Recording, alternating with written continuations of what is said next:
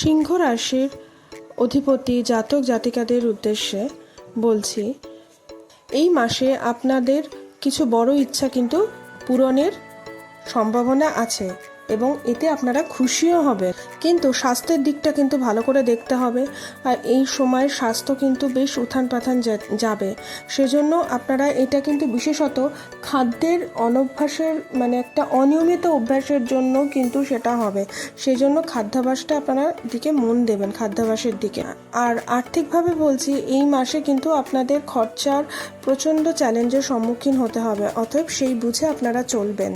যারা কর্মরত ব্যক্তি তাদের ক্ষেত্রে কাজের ভালো পরিবর্তন পেতে পারেন। আর যারা ব্যবসা করছেন তারা কিন্তু বেশ কিছু চ্যালেঞ্জের সম্মুখীন হতে পারে। আর শিক্ষার্থীরা তাদের শিক্ষায় কিন্তু অনুকূল ফল পেতে পারেন। আর এই মাসটিতে যারা প্রেম করছেন তাদের ক্ষেত্রে কিন্তু উত্থান পতন পূর্ণ হতে চলেছে।